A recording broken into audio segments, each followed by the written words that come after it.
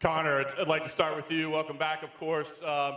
First things first, I mean, this entire pandemic, I think we've wondered, what would a Conor McGregor fight be like with no crowd, and now it's limited crowd? So now that you're kind of in the building, you're getting a sense for what the atmosphere is like, and we think about you, the bright lights are on, the big crowds, that's when you perform. How does that affect your energy, your focus on fight night? I tell you what, it feels pretty good right now, you know, the crowd here. I know it's a small crowd, but it feels good, so I'm very happy to be here.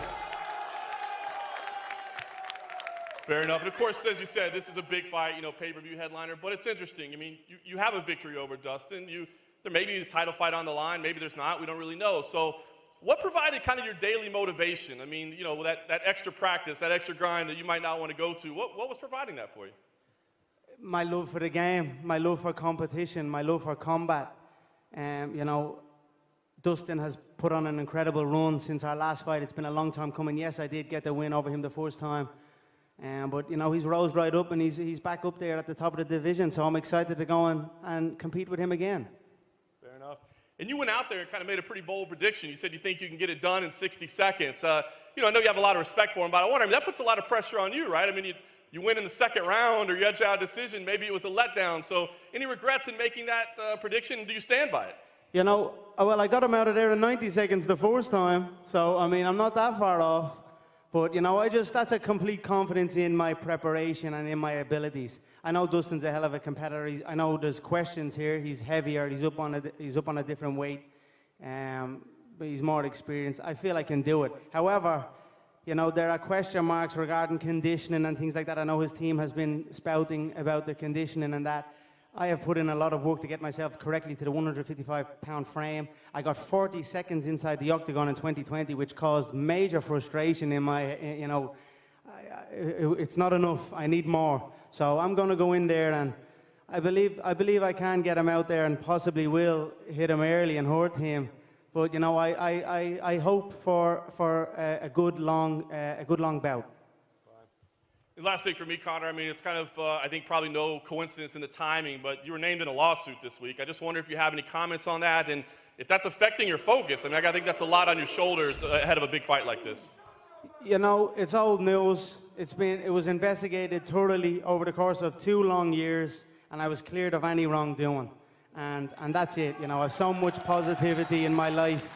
I've got a great challenge ahead of me on Saturday night.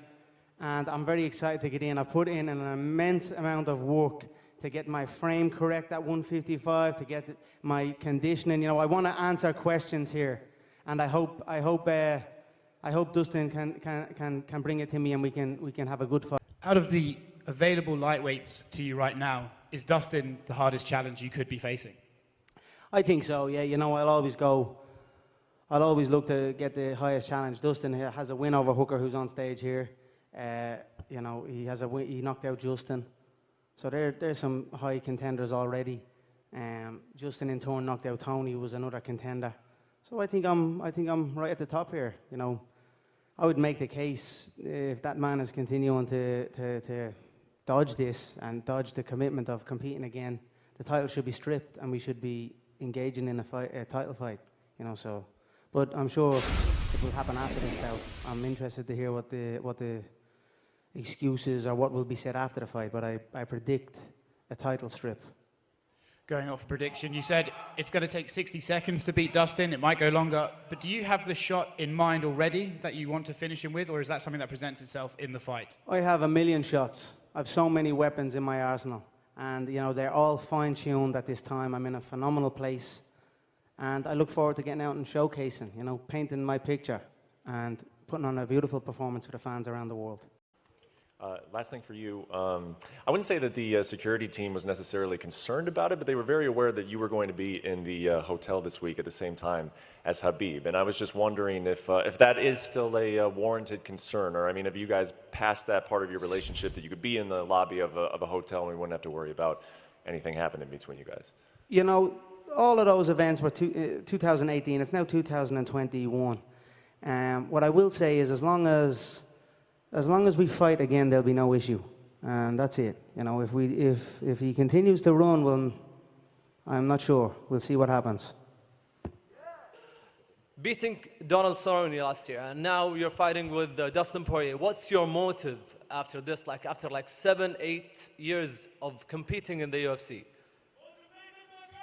I feel like I'm only starting, man. Everyone kind of wants to, hey, Conor, you've done it all. You're so rich. You're richer than Dana over here. What are you doing here? I'm like, I'm not allowed here. I want to be here. I want to perform for the fans.